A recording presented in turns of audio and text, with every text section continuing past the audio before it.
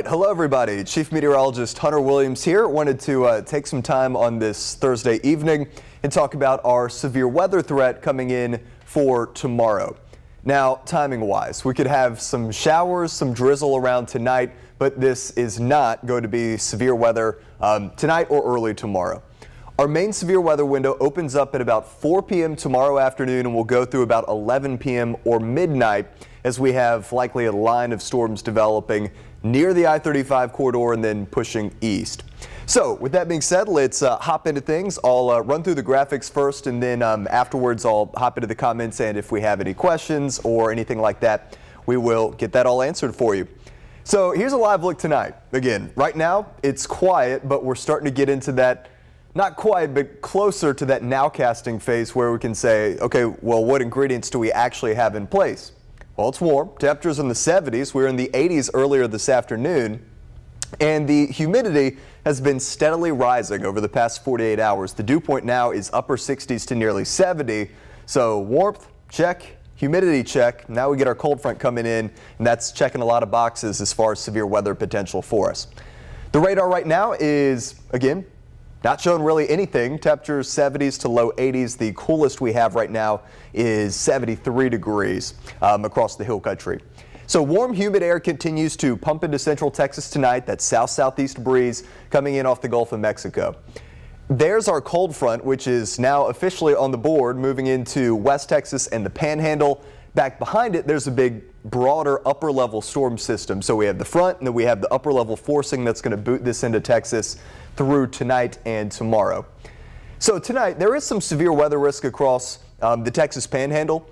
Our severe weather risk and overall the much busier day for Texas is going to be tomorrow. So here is Friday's storm outlook. Let's take this full just so everybody can see it. We have a very broad enhanced risk. That's the level 3 out of 5. Getting in closer to the KVUE area, you can see that the enhanced risk has been spread down south into our area. So yesterday when we talked, it was mostly the level 2 risk. It's mostly the 1 and 2. Now it's mostly 2 and 3. So along and east of I-35, that is where the severe weather potential looks like it's going to be the highest. Again, in the enhanced risk, and then the 2 out of 5 will take us into the hill country. Now, one of the reasons we saw that increase in the severe weather threat today was due to an increased tornado potential. So as well as the overall severe weather outlook, the Storm Prediction Center also gives us what they call a categorical outlook. So this is their tornado forecast. In that yellow shading, they're saying there's a 10% chance of a tornado taking place in that yellow shading within 25 miles of a given point. Where you see the black box and the dashed lines, that's what they call the hatched area. They do that when the parameters are significant enough that there could be a few stronger, longer track tornadoes. This is not, I don't want to say that this is rare for Central Texas, but it is uncommon. Think, a few times a year, if that we get this type of setup where they outline the hatched area here into Central Texas. So again, this is why we don't want anybody to be scared. We just want you to be prepared and know the timeline as far as windstorms are coming in for tomorrow, which we'll go through right now, and just make sure you have a reliable way to get warnings. If you are watching this, you hopefully watch KVUE, so the KVUE app is a great tool. If there's a warning issued for your area, it will push that alert to your phone. That is a great way to make sure that you know if a storm is coming. So here is 8 a.m. tomorrow morning. It's going to be a damp drive into work for some, especially along and east of I-35, so there'll be some rain around. I just don't want you to walk outside tomorrow morning and say, is this the severe weather? No, this is just going to be some light rain around. We go into, let's back this up. We're going a little too fast here. I'm going to back this up, but we actually have a brand new run of our high-res model, which is essentially increasing our confidence in what we were talking about during our 5 and 6 o'clock newscast. So here's 1 o'clock, 2, into 3, and into 4. So at this point, I'm going to open our severe weather window at 4. I know you're not seeing much, but I'm watching especially over Milam and Lee counties, where as we heat up a little bit, some of those showers that were just light rain in the morning, some of those may try and start spinning a little bit. So we'll watch that starting at 4. But what you'll see is the sun breaking out. So we start to warm things up. We see some sun. All of a sudden, instead of cooling in the 70s, now it's warm, it's humid, and temperatures are going to be in the mid to even upper 80s in some spots. So if we start seeing sun tomorrow, that's going to tell us that things are lining up for this severe weather potential. Okay, now we go into 7 o'clock. Actually, let's go even a little bit farther back. So here's 6:30. Our front's coming in. You can see the outline of the clouds. At this point, it's kind of coming from Burnett, Blanco County into the I-35 corridor.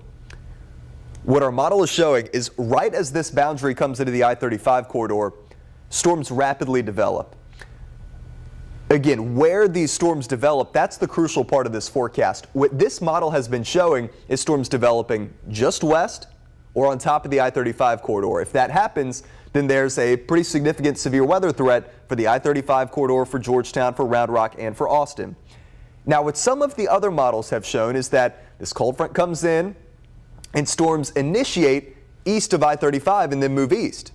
So if that happens, then the severe weather risk could avoid the Austin area and parts of the I-35 corridor, and then most of the issues would be farther east for places like Lockhart and Bastrop and Giddings and LaGrange.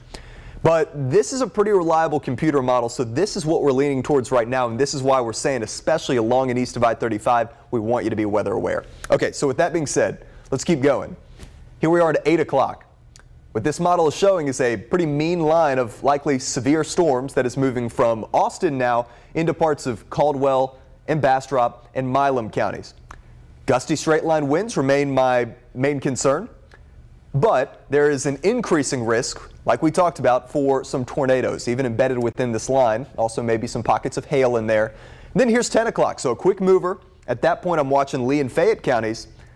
And then by 11 o'clock and certainly by midnight, based on the latest data, I may even need to trim the, I'm saying 4 p.m. to midnight, I may even need to trim that down a little bit more. I think by 10:30, 11, most of this is going to be out. So here's midnight. And then the rest of the overnight, maybe some leftover sprinkles, but that's going to do it for the severe weather risk. It's going to be cooler. It's going to be much drier as we wake up Saturday morning. The rest of the weekend will be fine. So again, severe weather threats. My main concern here still hasn't changed since yesterday. I'm mainly concerned about damaging winds, but I am increasingly concerned about the tornado potential. Again, we showed you that hatched area. That's not something that we get all too often here in central Texas. That means that some of these tornadoes might not just be the spin-up tornadoes that, look, are still dangerous, but they occur. It's maybe a minute or two on the ground, maybe a couple of miles, and then they lift. These could be stronger tornadoes that are on the ground for a little bit longer and could be EF2 or higher. So that's when we start getting winds 110 or above. Again, all tornadoes are serious, but when we start getting significant tornadoes like that, then the urgency's ramped up a little bit, and the parameters are there tomorrow for the potential for some of that to happen.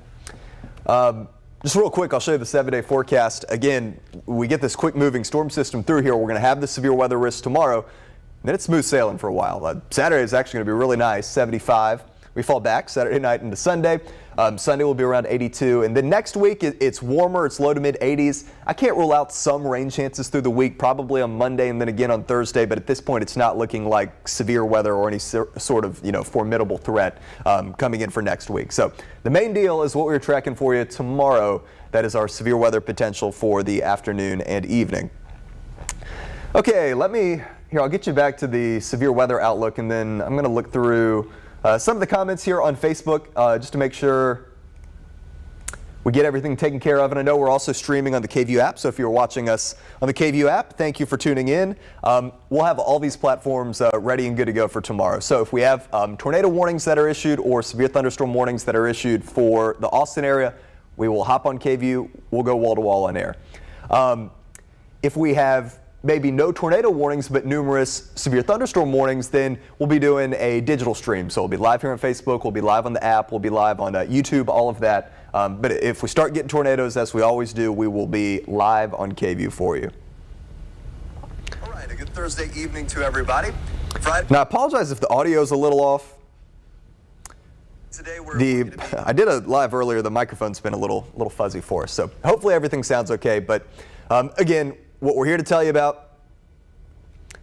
Pat says, I wish Hunter would give us today's highs and lows from Mayberry. He gave it on the earlier news. Yeah, sorry about that, Pat. Here you go. It was warm today. It was 84 for Mayberry. That was the high. 85 degrees was actually a little bit warmer at the airport today. In the morning, we had some of that patchy fog and drizzle develop, so temperatures didn't really drop a whole lot. 69 was the low this morning at the airport, and Camp Mayberry saw a low of about 70. There you go. I almost always show those at 5. I feel like I did not show them at 5 today just because we had so much severe weather stuff to get to. I apologize for that. No need to get anxious about this, Eric. Again, we just want to make sure everybody is prepared. That is 90% of the battle with storms. It's just knowing what's going on, and again, we're just trying to get you up to speed on everything. So tonight, no issues for you. You can sleep just fine in bed tonight. No worries. We could have some light rain showers and some drizzle by tomorrow morning, but not a big deal. Here's our cold front, which is now starting to move into West Texas and the Panhandle. Again, it's not just the front, but also a big broader upper level system that's back behind it over the four corners. So there's all sorts of support to boot this thing into central Texas and to give the severe weather risk, especially for areas north and northeast of here. So we have a very broad area here of enhanced risk. That's the 3 out of 5. Honestly, I would not be surprised. You see how big that level 3 threat is? I would not be surprised if somewhere in there, likely not for our KVUE area, but if somewhere in there they put in a moderate 4 out of 5 risk for tomorrow. Let me show you the bigger tornado risk. Again, you can see it stretches from here in Austin, kind of east of the I-35 corridor, and then up into parts of North and East Texas, kind of from Waco, Dallas, and then points east. That Hatch area is where the Storm Prediction Center says, hey, these ingredients are going to be there today for maybe a couple of the stronger tornadoes. This is the wind outlook. And again, I still think that's going to be kind of our main concern here in the KVUE area is gusty straight line wind potential in addition to tornadoes. But the wind probabilities, they're saying in that red shading, that's a 30% likelihood of strong to damaging winds within 25 miles of a given point. And then hail, I do think we'll have some pockets of hail that could be upwards of an inch tomorrow. But hail, as I'm seeing it right now, is actually kind of one of the lower end threats. Here's our hail outlook, for Friday, where they're saying a 15% chance. So again, what it all boils down to for us is the enhanced risk from Georgetown, Round Rock, Austin, along and east of the I-35 corridor, and then the 2 out of 5 that is west of here. The big question for us is where exactly do the storms develop? Is it west of the I-35 corridor? They intensify, they blow into Austin, severe warned. Did they develop right over the I-35 corridor where we get kind of a glancing blow and then the strongest of the weather is east of Austin? Or did they develop east of I-35 altogether? And Austin and Round Rock and the I-35 corridor doesn't really see anything. The hill country doesn't see anything. But the worst of the storms are over parts of Bastrop, Lee, and Fayette counties. All of those things are possible. But again, we think that our high-res data has a pretty good idea here showing storms developing probably right on that Burnett-Blanco County line as they move into Williamson, Travis, and Hayes. Here's a closer look at our local tornado threat, which is highest just east of I-35, where they have the hatched area. Again, that is where there's a 10% chance of a tornado within 25 miles of a given point, and where some of those tornadoes could be strong. Jessica, what is the time frame for the weather to be in the area? I'm glad you asked. Let's go through it. So here's tomorrow morning at 8 a.m. Again, if you're driving into work, sending kids out to the bus stop, whatever you're doing early in the day, we're going to have some light showers around, just kind of streamer showers coming in off the Gulf. This will not be severe weather, just drizzle, light rain. Then we go into the afternoon. Let me back that up. I need to set more pause points here. Here's 1, 2. We go into 3, and then especially 4. Okay, so 4 is when I'm opening the severe weather window. Our line of storms likely has not developed yet by 4. We're getting sunshine in Austin. So what was kind of a cloudy, kind of coolish morning, although really muggy, is then turning into a sunnier, muggier, warmer afternoon. That's going to feel more like springtime. That's going to feel more like a severe weather setup. So again, if you start seeing sunshine in the afternoon tomorrow, that's going to tell us, okay, things are unfolding the way that we thought they would unfold. We're going to have the instability that will be needed for storms. But at 4 p.m., I'm going to watch Lee County and Milam County. You see where some of those little reds and pinks and oranges are showing up? As that morning round of showers lifts out, we start to heat up. Some of those may try and rotate, so I'm going to watch that. I think that the biggest issues with that are going to be northeast of our area, but I'm going to watch it, especially for Lee and Milam County. So 4 p.m., that's when I open the window. That's when I want you to start really paying attention to the weather. Then by 6:30 or 7, high-res data is showing storms initiating along the cold front. So this is going to be the line of storms. This could be moving into the Austin metro right around dinner time. This is, depending on what time you leave from work, kind of the tail end of the afternoon drive home, the afternoon rush. Storms developing right along the I-35 corridor. I think once these things start to develop, they'll quickly strengthen and become strong to severe. So around 6:30 or 7, a heads up, San Marcos, Austin, Round Rock, Georgetown, Austin Metro, we could have strong to severe storms blowing through. That line keeps strengthening, and this is by 8:30, this is looking pretty mean with a line of strong to severe storms from Rockdale into Pflugerville, East Austin, down around the airport, into parts of Caldwell County, and then this quickly is going to race eastward. So by 10 o'clock, I'm watching Lee and Fayette, and by 10:30 or 11, I think our severe weather threat is over. So that's kind of the breakdown of the timing. Then the rest of the weekend, maybe some showers and clouds around Saturday morning, but that's not going to be severe weather. It's going to be way too cold. 40s, low 50s. That's not severe weather type of setup. So again, as far as threats, damaging winds, I'm going to put that in the medium. Excuse me. I'm going to put that in the medium category for tomorrow.